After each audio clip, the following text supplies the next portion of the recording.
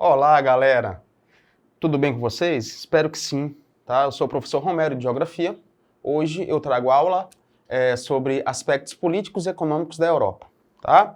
Falando de algumas características da Europa, a gente vai voltar lá no início do bimestre para retomar algumas situações, tá? Uma das primeiras situações vai ser o quê? A Europa, ela reúne um total de 50 países, tá? Desses 50 países, é muito importante sempre lembrar que a Turquia e a Rússia são países transcontinentais. Parte da Turquia está na Ásia, parte está na Europa, parte da Rússia está na Ásia, parte está na Europa, tá? A gente vai voltar um pouquinho nesses temas de características em números, físicas, culturais, religiosas, porque isso vai interferir no nosso assunto que eu estou trazendo hoje para vocês, tá? Então a gente vai lembrar algumas coisinhas, tá? População europeia em dados hoje gira em torno de 745 milhões de habitantes aproximadamente. Sobre a população europeia, a gente tem que sempre colocar como característica principal, tá, o baixo crescimento vegetativo ou até mesmo em alguns países o crescimento negativo, tá? Por quê? Hoje são países, principalmente da Europa Ocidental, são países que estão bastante o quê? Estão na fase idosa, tem muitos idosos, tá? E adultos. O que significa dizer que a população jovem ela tem crescido lentamente, pessoal. Tá? Então isso já existe uma preocupação, tá? E uma interferência também na chegada de grande quantidade de imigrantes, que vai gerar um problema lá na frente que eu vou falar para vocês, relacionado à xenofobia. Tá? Voltando para cá, a diversidade europeia ela vai se refletir principalmente na cultura e na economia. Tá? A cultura é fruto de diversidade de povos que habitam o continente e a multiplicidade das nações fez da economia da Europa uma das mais complexas do planeta e diversificadas do mundo. Então são características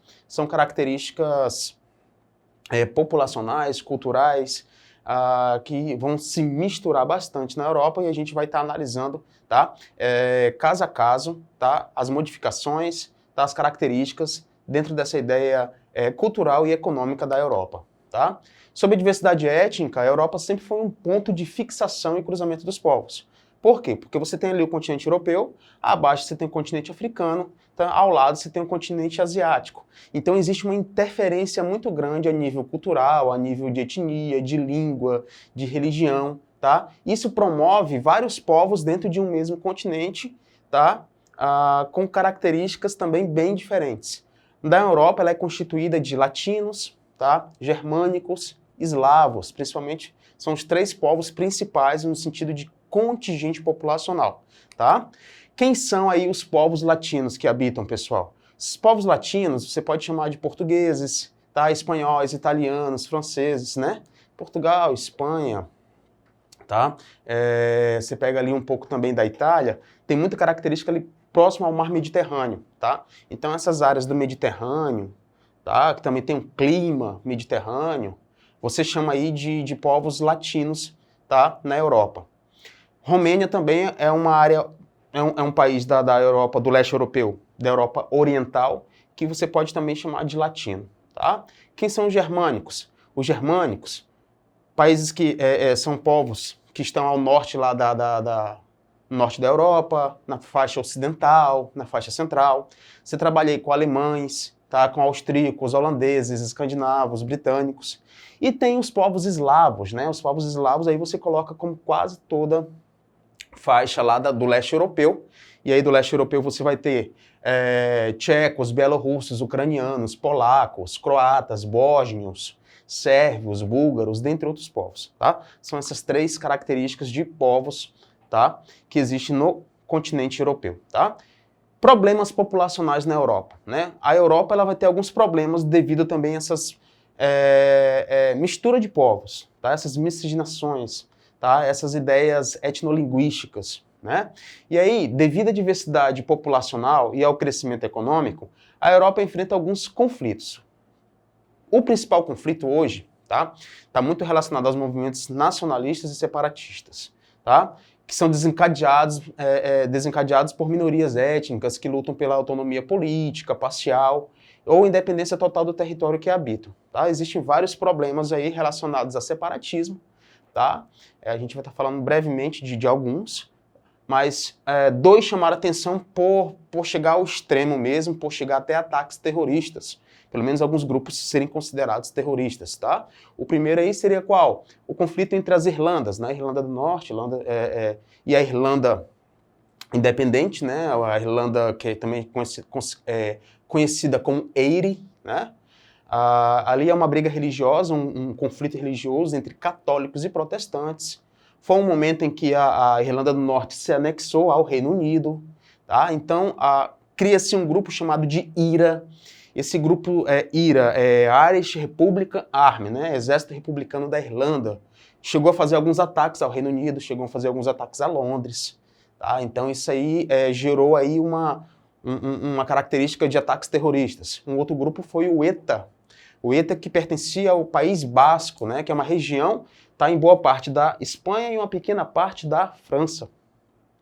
O ETA significa Estado Tas Cataxuma, né, na língua eusqueira, que é a língua basca, né, e significa um exército também pela libertação basca. Eles também fizeram alguns ataques a Madrid, na época do ditador Franco de Madrid, né. Tá? Então, dois grupos que ficaram marcados aí na história, o ETA e o IRA, tá? Estão relacionados aí. Outros problemas populacionais da Europa, outros principais movimentos nacionalistas ou separatistas, a gente pode falar da Escócia, do País de Gales e da Irlanda do Norte, que hoje pertence ao Reino Unido, mas por o Reino Unido querer sair da União Europeia, tá, através do Brexit, né, o que acontece? Eles estão pensando também em se tornar independentes, porque algumas ações, algumas características dessa quebra de acordo do Reino Unido com a União Europeia promoveu também prejuízos a esses três países, a Escócia, País de Gales e Irlanda do Norte. O mais recente movimento separatista é o da Catalunha. Catalunha, que é uma região, tá, da Espanha industrial, com principal cidade Barcelona, né, e eles querem independência. Ano passado, 2019, eles se auto-intitularam independentes, tá? Mas não foi reconhecido por Madrid por não ser considerado um movimento legítimo, um movimento que tenha passado legitimamente pela política, pela assinatura de Madrid. Não passou. Então, Madrid não reconhece, alguns países da Europa também não reconhecem essa independência da Catalunha. Mas eles querem se tornar independentes. A imagem que eu trago aí para vocês, grande parte da população segurando aí a bandeira da Catalunha, né? Então eles têm um interesse bem real, bem claro, de se tornarem independentes, tá? País Basco, já falei para vocês, a questão lá da região da Espanha, boa parte da Espanha e boa parte da França, né, que surge aí o ETA, tá? Flandes, que é uma região da Bélgica, que quer se tornar independente. Ilha de Córcega, que pertence à França, também quer se tornar independente. Padânia, uma parte também da Itália, que quer se tornar independente. Kosovo, tá? Já existem discussões como um país independente, né? A ONU considera Kosovo como independente, outros países da Europa não consideram Kosovo como independente. Kosovo estava ligado muito ainda aos conflitos dos Balcãs, tá? Da antiga Iugoslávia, que vai haver a separação entre Croácia, Montenegro, Sérvia, Macedônia, Bósnia e Herzegovina. Então Kosovo também nesse momento tenta se tornar independente. Acontece ali muitas mortes, um conflito muito, muito forte, limpeza étnica, tá? Então Kosovo ainda está em discussão se vai ser considerado um país reconhecido por outros países do mundo inteiro ou se só é um país hoje reconhecido pela ONU e poucos países da Europa. Tem outros principais problemas a Europa. E um dos graves problemas é a xenofobia, né? Daqui a pouco a gente vai falar mais sobre xenofobia, mas, a princípio, são movimentos de repúdio à entrada de estrangeiros na Europa. Eu trago uma imagem aqui para vocês, essa imagem mostra Portugal, né? Com uma ovelha branca e ao redor as ovelhas negras, né? A expulsão principalmente de imigrantes, né? Existe um momento de crise, quem vai ser expulso? Quem vai perder o emprego? Os imigrantes. Quer dizer, daqui a pouco a gente fala mais, tá? Sobre essa questão de imigração na Europa, sobre essa questão de crises também relacionadas à xenofobia. Continuando um pouco da diversidade cultural da Europa, nós temos quem? Nós temos a questão aqui dos idiomas, tá? As línguas europeias, em maior parte, está dividida em 3 grandes grupos linguísticos, tá? As românicas, tá? Derivada lá do latim, tá? Principalmente no sudoeste da Europa, onde se fala em Portugal, Espanha, se fala o português, o espanhol, o italiano, o francês, bem como na Romênia e na Moldávia. Isso é a questão românica, que dá também a origem aos povos latinos, tá? As línguas germânicas vieram do sul da Escandinávia, tá? São faladas no noroeste da Europa e algumas partes da Europa central, alemão, o sueco, o holandês. E as línguas eslavas são faladas na Europa central, tá? E oriental e sudeste da Europa, certo? O búlgaro, o polaco, o tcheco, o esloveno, eles podem ser considerados aí línguas eslavas. Aqui tem um mapa relacionado a religiões. A religião predominante na Europa é o cristianismo, tá? Dividida em grande parte aí por católicos e uma outra parte por ortodoxos e protestantes, tá? Então ela é bem dividida dentro do cristianismo nessas três vertentes. E aí a minoria de muçulmanos, tá? Dentro do continente europeu. Historicamente, a religião na Europa ela tem tido uma grande influência na arte, cultura, filosofia e direito europeu. Tá? A religião majoritária na Europa, já tinha falado para vocês, que é o cristianismo, dividido entre católicos, ortodoxos, orientais e protestantes.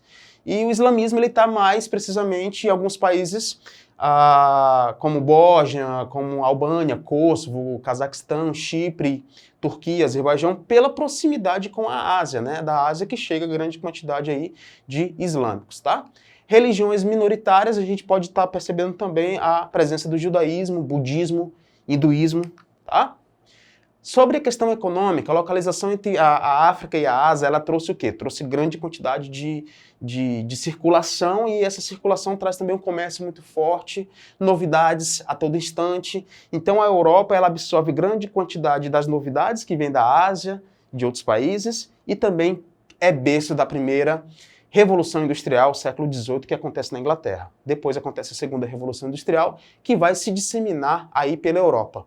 Esse grande acúmulo populacional, esse grande acúmulo de indústrias, esse grande acúmulo de novidades, tecnologia, promove também problemas ambientais. Tá? Essa atividade industrial ela vai promover muitos problemas ambientais. Dentre eles, chuva ácida, poluição, desmatamento, questão de acidentes nucleares, que também o de Chernobyl, tá? Foi o mais famoso ali que aconteceu na Ucrânia, passou para a Europa Ocidental inteira, a questão da fumaça radioativa, dentre outros problemas.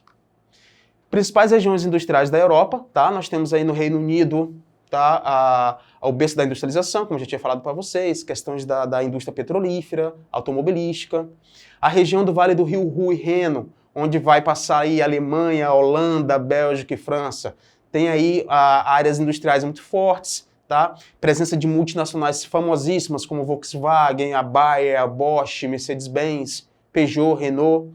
Cidade de Lyon, na França, se destaca aí pelo setor têxtil, tá? Na Itália, se destaca a siderurgia, metalurgia, química, automobilística. É lá que se encontra a sede da Fiat, tá? A região do Rio Po é o mais dinâmico e principal centro urbano. No sul da Itália, destaca-se o Porto de Nápoles, quer dizer, a Itália é bem diversificada também, tá, dentro desse contexto industrial. Na Holanda, surge a Royal Dutch Shell, que é petróleo, a Unilever, tá, a Philips. Na Suécia, a Volvo, a Scania, produtos metálicos. A Suíça traz também a questão de chocolates, laticínios, química, a sede da Nestlé. Quer dizer, a Europa ela é bem servida de multinacionais, ela tem grandes indústrias. Tá? Ela chama muita atenção por essas faixas industriais. Tá? Aqui tem esse mapa mostra as principais regiões industriais da Europa. Né? E aí vai ter sempre destaque 4 grandes países: Alemanha, França, Reino Unido, tá? E Itália. Lembrando que Reino Unido você vai colocar Inglaterra, Escócia, País de Gales e Irlanda do Norte dentro desse contexto mandado pela coroa, tá? Pela coroa inglesa, certo? E aqui a ideia do dinamismo europeu. A ideia do dinamismo europeu, pessoal, são os 3 setores da economia, tá, realizados de forma intensa, de qualidade. Então, setor primário, secundário e terciário, ele, nessa faixa aí em lilás, são as faixas da Europa, tá, que mais chamam atenção pela qualidade, tá, que existe aí, tá certo? Bora exercitar, bora praticar aqui, tá? A questão 1. Monumentos históricos e outras construções são atingidos pela, deu um espaço, né? Fenômeno que ocorre especialmente nas grandes cidades, nas quais existe grande concentração de indústrias e veículos automotores, ou ainda onde se localizam usinas termoelétricas. A lacuna sina é corretamente preenchida como... Pessoal, aqui você vai colocar na letra C, chuva ácida, né? A chuva ácida, ela é promovida, ela é provocada pela grande poluição, tá? Existente em uma área industrial, em uma área que vai queimar bastante a nível atmosférico, que tem grande quantidade de carros, da descarga sai também esses poluentes e vai para a atmosfera, beleza? E aí, pessoal, para finalizar, eu deixo aqui para vocês, tá, dicas de vídeo, um videozinho curto para vocês, que fala um pouco da independência da Catalunha, ele é bem bacana, tá aí o link para vocês. E para acessar mais aulas, tá, como essa, você vai na plataforma Eduque. Grande abraço, pessoal!